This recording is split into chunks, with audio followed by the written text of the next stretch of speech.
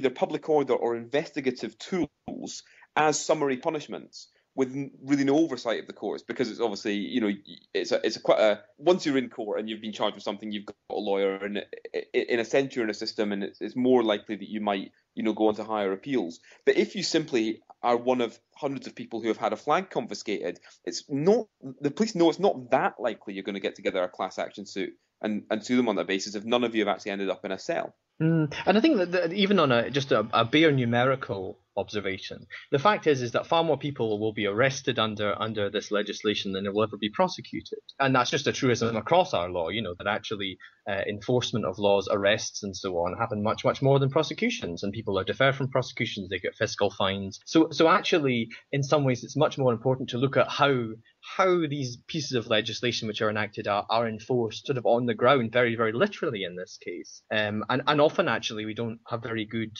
statistics on that. Often we don't have very good evidence about how that's actually working out. I mean, I know you're sort of the Gary just gave quite a critical account of the police there, but actually even from their own point of view about kind of justifying their activities, these things aren't good either. I mean, if it's much better in some ways for them and for being able to see that what they're doing is appropriate and proportional and legitimate, to have better information out there, and it just isn't available at the moment at all. So we all will find out is like how many people get prosecuted and so on. And actually, interestingly, I saw a freedom of information request that was put in by a young law student from Stirling University about this, and very, very few people have been prosecuted under this legislation so far. Very few, which is quite interesting, I think, as well, considering it's a piece of emergency legislation which was absolutely required to be passed according to the Scottish ministers. Anyway, maybe we should just nip that in the wee bud there, and move off the terrain of football, which is not a place I feel terrifically comfortable at. Can we stay on the legal terrain? This is the For All That podcast where the segues are so bad you can hear the gears crunch. But I thought it was very elegant there. I thought it slipped. No, it was. No, I'm worse than you. No, I'm worse than you. I didn't. It wasn't a dig. No, because legal. Let's jump on that word. No, because the thing was the House of Lords this week. I wanted to bring that up with you. Yeah. The House of Lords are saying that basically they can still throw out the referendum deal. They can still throw out the Edinburgh Agreement if they like. What did you make of that? Yeah, this was interesting. This was a report from the House of Lords Constitution Committee. I think they're called Constitutional Affairs Committee is what they're called, which looked at this the Edinburgh Agreement and the Section 30 order that will deliver the referendum. And funnily enough, I mean, it was reported in the press in a way which wasn't entirely reflecting all of the concerns that the report expressed. And I had to relook at the report to see what they were saying. They were arguing, yes, that they were concerned about the fact that they can't actually amend this Section 30 order. They just have to pass it or reject it. And they were arguing that didn't leave much room for democratic accountability.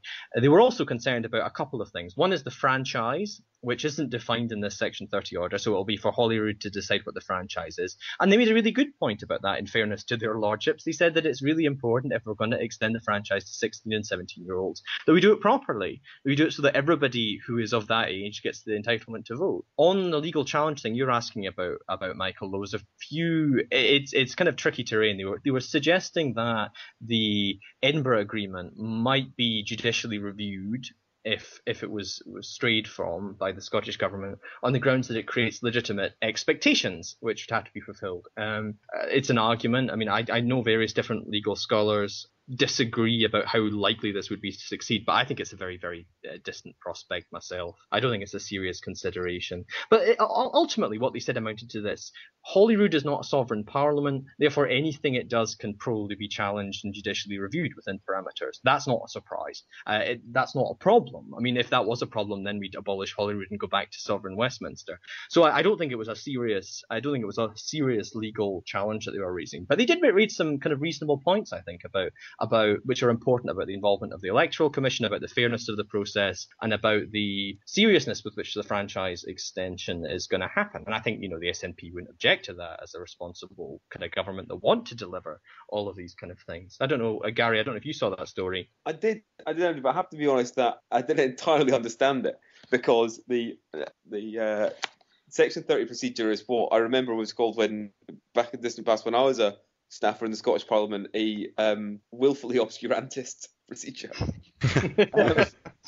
Don't say it like it's a bad thing. There are legal careers made out of that. I'm actually, oh no, sorry, just because you said willfully obscurantist, but I'm writing a short story this week. You'll see it later. Oh, is it willfully obscure? Incidentally obscure. It's about a tweet I did earlier about if you went to Johan, why did I say Johan? Joanne Lamont's house for a cup of tea, and what would happen. She should favour you with the Tunnocks tea cake and sit you down and have a nice wee chat. No, say, do you want a cup? She says, do you want a cup of tea? And you say yes, and you say no. If you look at the reality, you don't want a cup of tea. It convinced me. Yeah, so I think. I think we can all agree that the free distribution of Tunnocks tea cakes is a plot against the working class. Personally, I think Yes Scotland should campaign only on that, because it's a solitary uniting figure. And I say that as someone who doesn't like Tunnocks tea cakes, which is maybe a scandalous admission. Traitor! Yeah, patriotic, isn't it, actually? Caramel wafers? No, I must admit, I'm not a great proponent or godger on any of Mr. Tunnock's culinary confections, and that is not because I live the life of a health freak. Yeah, okay. The question I was asked, the one thing that did catch my eye about it that I did understand is that one of the concerns raised by their lordships, as I understand, was funding of the campaigns, the two campaigns.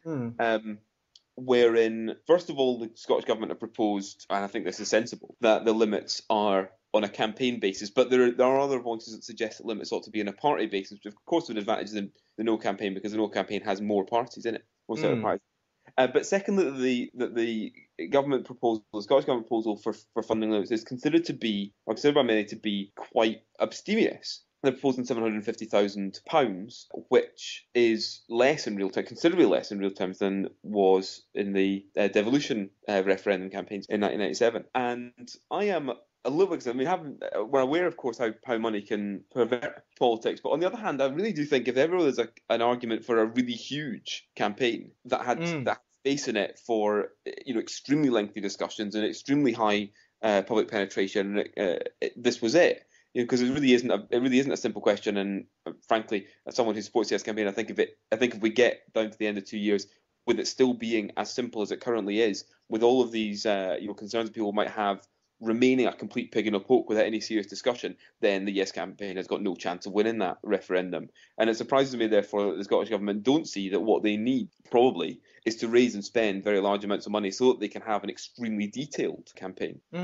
No, that's interesting. I mean, yeah, and that's interesting. And I think it raises this kind of tension, because often people who think of themselves as being lefty kind of worry about corporate interests and so on, buying elections and that. But actually, I think you must be right. And I suppose it's a question of balancing between the two concerns, which is, Scotland saturated in cash by one side and with the other hobbling along after them in penury, desperately trying to keep up. And as you see, I mean, a serious long campaign about serious issues and several issues too. There's also an interesting point there from what you said, Gary, about the Scottish Government need to do this instead of like the Yes campaign, because there was a story a couple of weeks ago about how top civil servant in England, the Cabinet Secretary, was basically being instructed to come out against independence and to work against Scottish independence. And I've got a friend who's kind of an expert on the civil service.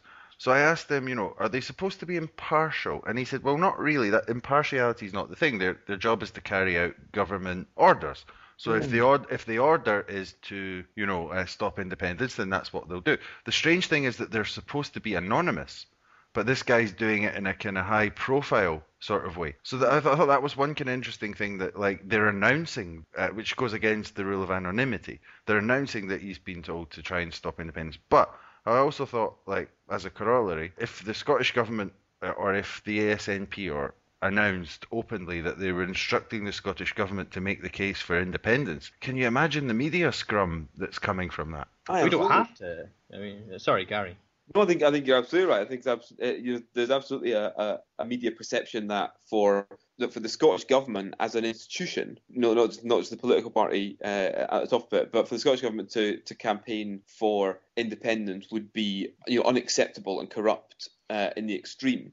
Whereas for the UK government as an institution, the civil services, you say, to campaign for the union is to be expected and perfectly okay. And that does seem to be an extremely unfair assessment of these. Either, as you say that civil services ought to be impartial in a referendum, in which case both campaigns are to be carried out by the politicians and their supporters alone, or you say that in issues of constitutional matters, as in every other matter, the policy of the government is the policy of the civil service. And I was going to say was that we don't have to be too hypothetical about this. I don't know. I think it was mostly in the Telegraph, which I'm sure both of you read very diligently and habitually.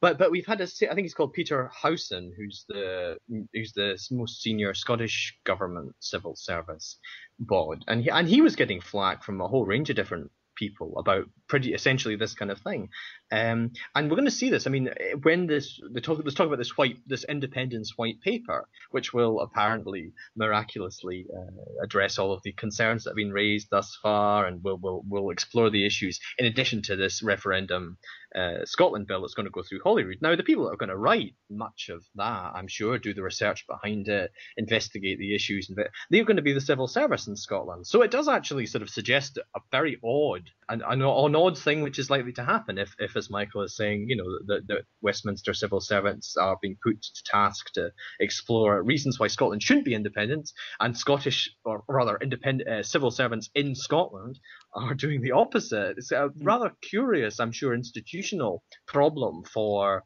the civil service itself, which is still, I believe, a sort of quasi-unitary structure to kind of navigate. I imagine that's profoundly strange, actually. And it does create an unusual experience for this country, which is common in the United States, and which we looked at the United States for, which is because this is a referendum policy and governments have policy, there might be an expectation that the governments take part in it. Normally we don't have referendums. Normally we have elections, and in elections, the re-election of the government is accepted as not a legitimate policy aim, or at least not at election time for the civil service, and you have purdah and all that kind of thing. And for that reason, you have elections run by civil servants of various kinds, but particularly, of course, within the Electoral Commission, who are not on one side or other of that election, who are non-partisan. In the United States, you have the opposite, because all of the senior civil service at any level of government, pretty much, but certainly at state level, where these things are run, are political appointees. And we've seen the disasters and recriminations that has caused. So, we can perhaps look forward to the future. Once it's wrung out exactly who's going to run which parts of this, and the Edinburgh Agreement deals with a great deal of that. If we have a situation at the end of this referendum where you have a disputed result, you have an incredibly close result, for the first time, the questions that are being asked about that and the demands for recounts and all that kind of thing will be taking place, will be being made to an institution which was on some degree part of one or other campaign, which will be an unusual, and perhaps which would be an unusual if it happens, and an incredibly uncomfortable situation for us to be in. It's not something we're used to in this country. No, I think that's true. No, and that shows you about all of the new terrain which this whole process will break. Interesting stuff. Yeah. And maybe we've been having a wee chat for a wee while now. Perhaps I should just draw the discussion to a close there, unless anyone else has something else they want to say. I'll keep the rant for about Clinton. Keep the rant for now. Clinton and Madeleine Albright will keep. Okay, well, thank you very much for coming on this, the fourth episode of For All That, Gary. It was really interesting. We really appreciate your contribution. And thanks very much. Yeah, I just as we're closing, I just wanted to give a wee plug to the Radical Independence Conference, which is, as I said, happening next Saturday. I actually will be able to come, which will be quite exciting. So I'll be mooching around in the Radisson in Glasgow, trying to not to look too conspicuous. And we'll be back with the next For All That podcast next Sunday, as usual, with another guest to discuss what's going on in the world, in Europe, in Scotland, and in the UK. And we'll hope that you'll join us then as well. Thank you very much, and see you later. No. So my argument to the Treasury is that £1 spent in Croydon is far more value to the country from strict utilitarian calculus than £1 spent in Strathclyde. The opposition were trying all sorts of scares about privatisation, safety on railway, services being cut, all of which have shown to be utterly and comprehensively wrong. Thanks to everyone for everything you've done, but now it's time to go. It's hard, we've had some fun, but now the moment's come, it's time to go. Who could ask for more?